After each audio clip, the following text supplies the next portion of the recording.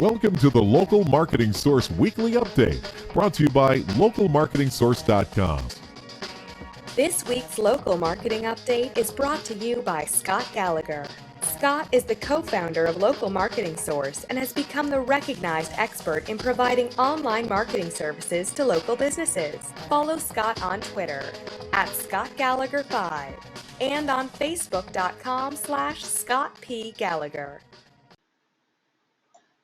Hey, well, good afternoon, everyone. Scott Gallagher here with Local Marketing Source, bringing you our weekly local marketing industry update. Now, this week, well, there wasn't a heck of a lot that went on in the local marketing industry, so we are going to be bringing in some additional discussion so we can, not waste everybody's time for coming on the call today, and so you can get off and hopefully be thankful that you've learned something, because there is definitely a lot going on. Just not major acquisitions or whatnot, but there's been a lot of discussion about reviews lately, and so I wanted to share a little bit about what is going on in the community in regards to reviews and review incentives and clarify some of that. But I've been getting a lot of questions lately about execution of these services and what specifically are being done, and I thought I would talk and go through what we have in place for the strategy of search marketing. And then, I thought I would share a couple of tips of what I'm learning in regards to the premium agency program and some of our students in there. And you see, these students are, it's like boot camp workshop. It's just ridiculous on how much is commanding to being done in such a short period of time and how they're muddling through and getting everything. And it's really unique because we've got some very different students with very different backgrounds and very different stages of their progress and their resources available to them to get a job done. So I thought I would share some of that. And, we've been in that program for 60 days, and there's absolutely some commonalities to be able to overcome some of that. It's like, you see a mountain that needs to be done, and when you see that, and oh my God, look at this other individual, granted, okay, they've achieved a certain level of success, but what have they've created? How am I going to tackle that? And when I look at all these jobs and break it down, and even when I have it broken down, how do I move forward with that? So I thought I'd talk about that, but let me jump back and, get into a discussion of reviews. And there was a day that businesses would have reviews for them that were anonymous, and that slowly changed. And, the authenticity of reviews has become more important. And it's important because fake reviews have zero relevancy to it, let's face it. And reviews really only have value to it if they are left by a real consumer base. Granted, you're going to get one bad review from time to time, but that doesn't necessarily mean that business is poor or whatnot. But when that business has a multitude of negative reviews, inevitably it's clear, let's not do business with that company. And that's what these profile sites really want to evoke is, the legitimacy, the authenticity, the authority of these local businesses that exist. And so over the years, as these sites become more sophisticated in trying to understand what's a legitimate review and what's not a legitimate review, they've played greater factors into rankings and conversions, as well as service areas for businesses. So having a positive review profile on the internet is important, let's face it. And to really have a positive review on the internet, to make it real, you've got to be a good business and address the problems that your customers might have with your business. And that's your best strategy to increase your review profile. But it doesn't stop people from trying to game the system. It's never stopped the SEO community ever since I've been in it, since 2005. We used to call those strategies black hat strategies and gray hat. And, there's even internet marketers today that are teaching others, that are teaching them strategies that they think and they feel like in their thought process that their strategies are all white hat. And quite frankly, I'll debunk a lot of those strategies, and in my opinion, they are gray and black. But I definitely evoke that in order to win on the search engines, it comes down to effective marketing. And I could say it 1,000 times, but it won't change. That marketing is just a matter of understanding your audience and creating the right message and conveying it through the right means to that audience. SEO is really no different. But the value of these reviews has increased, and it doesn't stop, as I mentioned, businesses from gaming the system. One way, I was just at a dentist, a client of mine. It was happened to be Saturday morning, this past Saturday, and they were talking about incentivizing reviews. And you guys know how I feel about that. I've always said, don't. It is a violation of the terms and conditions, but how do they know? How are they going to find out? Let's not worry about how they're going to find out, because there are technical explanations that are consistently increasing on the list on how they're going to find out. That being the profile sites, and today, October 28th, 2015, there's been countless situations of the big guys catching incentivized reviews. And a business has got to weigh out the pros versus the cons. Well, stuff on the internet doesn't go away, guys. Just avoid it. Stay far away from it. Too many businesses are being turned upside down and whatnot. And I don't even know why there's still the full debate on it. I mean, how far and how long is the cat and mouse game going to go on? That, we've already passed that critical point where businesses are turning over and being exposed. I'll have to pardon the meow if you happen to hear it. I'm working from home today, and one of the benefits of that is I don't have just one animal with me, because my dog comes with me everywhere I go. Well, to the office at least every day. And at home I got two other little critters, two cats. I just love me hanging out. This little guy was outside. It's a little chilly today. He's looking for some attention. Isn't everybody one way or another, right? Just like our clients looking for that attention. And so I think I'll use that as my transition to move on to my next topic of the day. And I've been getting some specifics about what to do. What do you do in the first month? And first, I want to clarify that that's a tough question to answer. The reason why I say that is because every client is different, and every client's audience is different, and every strategy that we're going to employ is going to be different. I can't just say do 7 profiles and create 3 citations that have a value of X and distributed through Y every single month, and do that consistently for 120 days, and you'll see these results. It just doesn't work that way. So knowing that every client's execution strategy is going to be a little bit different, but inside our agency, we have an execution strategy process. And, as an LMS member, you have access to these documents, and that one document is going to be the quarterly execution strategy. And that's an internal document that we utilize. And what that does is it just researches, and at the end of it, you've got, the monthly execution of it. We're going to do 7 profiles for this client, but, things change over time. And some, in the beginning months, we're going to do more than months following. The next document they have available to you is the annual plan. And this is a very high-level plan that we do give to our clients. It's a 30-page document. And it basically spells out expectations, because we know when expectations aren't in alignment, problems arise. And so that's a document that clearly explains what we're responsible for, what the client is responsible for, and it discusses objectives that we want to achieve and whatnot. And so between those 2 documents, that helps define what you're going to do every single month with the researching the local theme sites and the local blog sites and everything else that is relevant for your particular clients.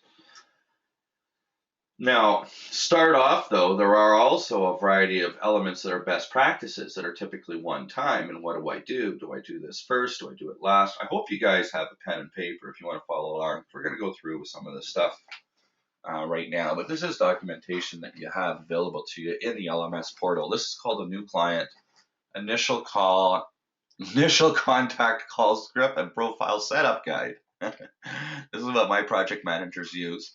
There's what, I don't know, 5-6 pages of questions that we ask the client, and it goes through everything from, the correct spelling of their name, the phone numbers that they may have used in the past, their business address and how they want it written, their hours of operation, when it was founded, any social information that they might know about Google, Facebook, LinkedIn, etc. Anytime that they spent money, and other aspects. Basically, what we're doing is doing the process of an inventory of assets, is trying to determine everywhere that they've spent money and energy and effort and created marketing assets in the past. And we bring it together in a document, again, that you have available in the portal called the inventory of assets. And there's several different tabs on the Excel sheet. And then at the bottom of that, there's a checklist to go through all the information that you need to ensure that you've got it to create the best practices so you can go ahead and implement some of these things. And the first things that we do is, set up the client profile in our tracking software. We use Bright Local. We schedule the weekly reports for it. We gather 5 professional images of the clients to create the profile template. There's another document that we set up that is called the client profile. This is the best practices of the profile to make sure we got the description fields all filled out. We write a 200-word description and a 500-word description. We list out the categories in there. So when the citation individual, or you go ahead and start creating these citation profiles, it's just copy and paste and really easy and straightforward. Make sure that they've got a social presence in their first month. For social, we ensure that they've got, a Google page, a Facebook page, a Google account, Bing, YouTube, Yahoo, Twitter, LinkedIn. We create all the banners for all of those. They're all different dimensions too, so they're kind of a pain in the butt. We set up an email address, marketing@theirdomainname.com. We add all of this information to the inventory of assets. We set them up in the social propagation tool that we use. Right now it's Hootsuite. We do searches for their NAP in quotes in Google to find any existing listings for them and inventory all of that in the inventory of assets. We do the white paper document. That's the document, again, another one available to you that just essentially is all the best practices on the website that need to be updated. What title tags are being used, what H1 tags, where content needs to be changed, what needs to be updated. On that site, we install Google Webmaster Tools, install Google Analytics, and then we drop in the first month our RAP system, that's the Review Acquisition Program for the client. And then finally, we send the first initial email that contains all of our findings and attaches these documents for the client. Month 2 begins the execution strategy of the content, and like I previously mentioned, that's available in the quarterly execution plan. Ooh, it's a lot, hey? All that's in videos. It's already up there, right? All the content's there. Sometimes people just don't have any idea how much they've got available to them as a part of this program. And more often than not, you got the question, I'd really like to have this. Oh, you mean this document right here? Okay, this. Oh, really? I think that's some of the biggest value that the premium students are getting is next thing I wanted to talk about is, it doesn't matter what business you're starting or what you're doing. Quite often we see that mountain in front of us, and all of these premium students saw that and look, some of them have been working on this for quite some time and just can't get over hurdles. And if there's something that I've learned is, our true objective clearly gets out of alignment. This happens far too often that when we look at it and say, okay, I want an internet marketing agency and I want to replace my full-time income with it. I want to have a minimum of $10,000 a month in recurring revenue. I know with my margins, that's going to give me $6,000 a month in profit. I could live off of that. Those are set goals. And most people, right even from that get-go, don't even have those goals figured out. real measurable goals that you can measure with a time frame, and break down, work it backwards as to, well, all right, if these are the goals, what are we going to do? And so with these premium students, each one of them defined their goals at the beginning of the program. And goals could be defined by a whole variety of different ways, but most of us are going to define goals by how much money am I going to make, and how much is it going to cost me in time and money to make that. And that's really what it comes down to. And so keeping in mind that these are, some of the goals to, all right, well, what do we have to do if we're going to target a particular niche? And each one of them would develop their plans and, identify the marketing material that they've got to create. And, you're looking at, their authoritative website. You're looking at a book, a published book. You're looking at a recorded Keynote webinar presentation. You're looking at a full autoresponder system, business cards, logos, graphics, social profiles, all of this stuff are all things that we've got to set up to run our agency. It's very overwhelming. And as a matter of fact, I'm putting together right now a full blueprint for setting up a particular agency, completely step by step what's important. But even more so than that, even when you've got a blueprint and you know what needs to be done, there could be 3 or 4 ways to solve a particular problem. Like for example, all right, it's great to have a book. When you have a published book and you can hold it in your hands and it's got a little barcode on the back, an ISBN number. One, you feel like an expert. You feel good about yourself. You feel great about it. Number 2, somebody gets their hands on that. You don't have to sell them on the fact that you're an expert. You've got a published book on the topic. You're already an authority, no matter what. You're a self-proclaimed authority. That's what it is. When you can put together 100 pages of something, you probably know a little bit about what you're talking about. You're an instant authority. So the value of having a published book for your marketing agency is phenomenal. It's a caveat. It's a great milestone to achieve. And it can help you in a lot of different ways, whether it's with a direct mail campaign, which could be your number one lead source, or physically showing up in trade shows, or just having leaving on somebody's desk after you've had a sales meeting with them, or the list goes on in the different channels that book can be used. And so somebody goes, well, holy shit, I've never written a book before. How the hell am I going to do that?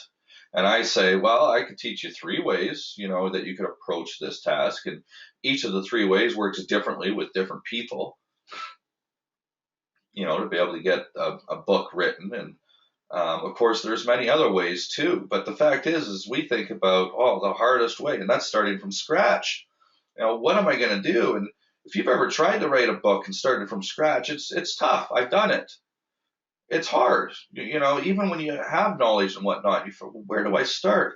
But then you start to think about the different things of this book, and you think, should I put a foreword in there or should I not? Should I put a dedicated page? How should I break apart the chapters? What am I going to talk about? Am I going to talk in the third person or the first person?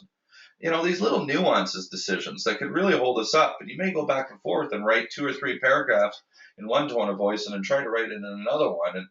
And I mean, how important is that stuff? How important is it to have that foreword in there?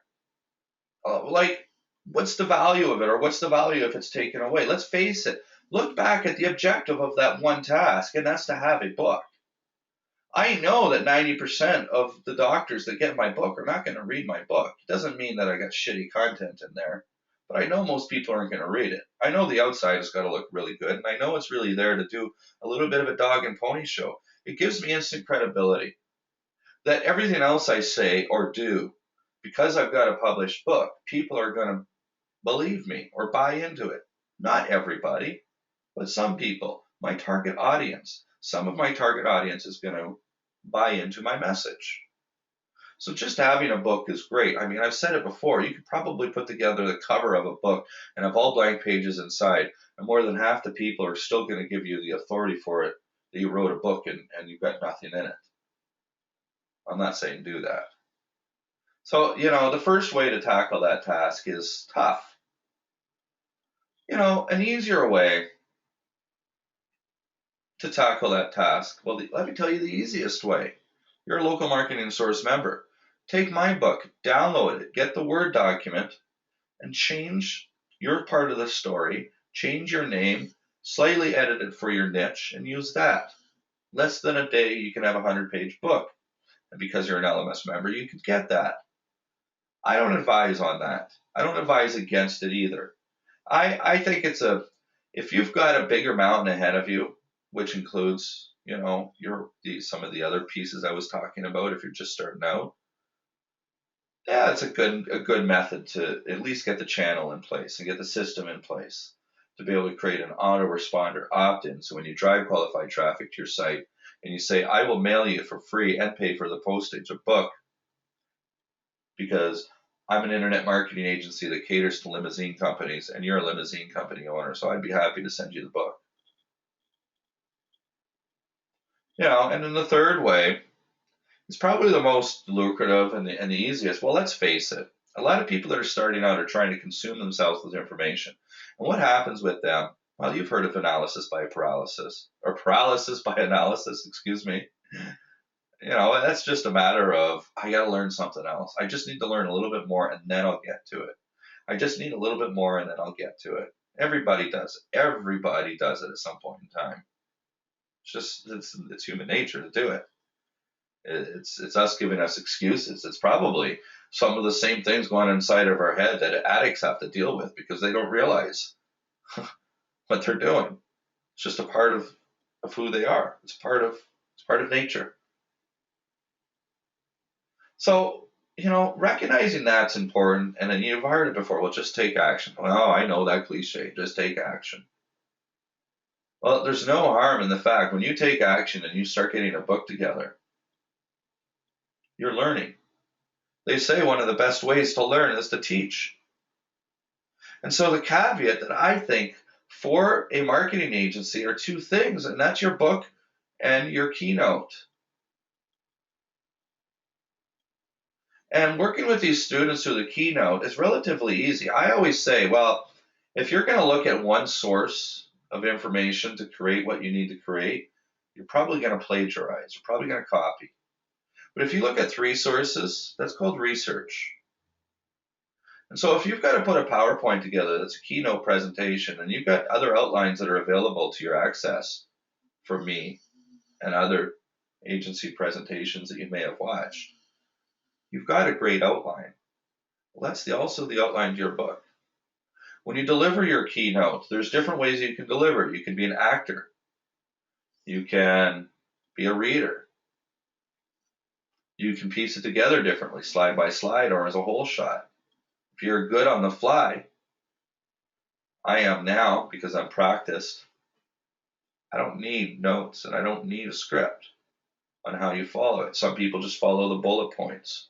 But the fact is once you've recorded that, and if you broke that down, you've got it broken down in the style of a presentation, addressing the right elements of marketing, of creating that credibility. So you're going to show pictures of you holding your book as you start this presentation and whatnot. But you take that webinar and you can get it transcribed and boom, you now get a 100-page book with a 1-hour webinar. So knowing the objective that you've got to achieve, you've got to get that. How long is that going to take you?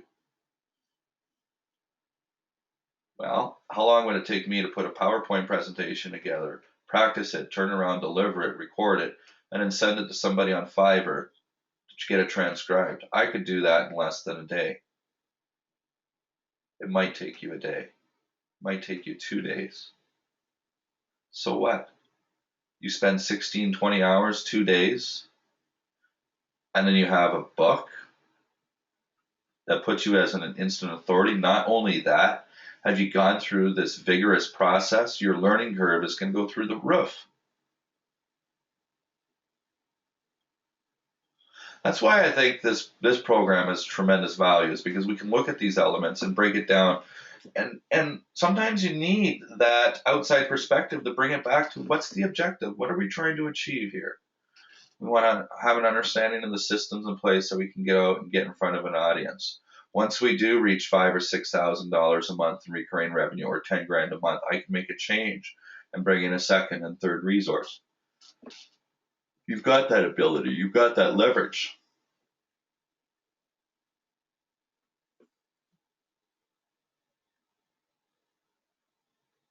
Oh.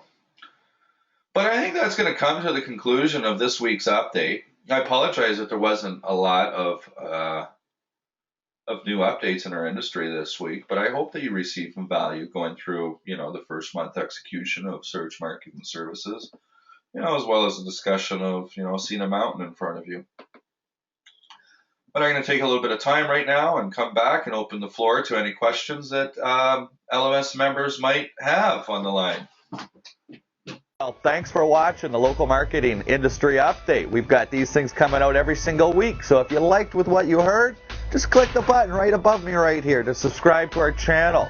If you'd like to get a little bit more, right over here, go check out localmarketingsource.com. We've got free reports that you can grab. You can even register for our free marketing course to get in and see the portal. Or just go ahead and follow us on some of the social channels. We'll be around. Until next time.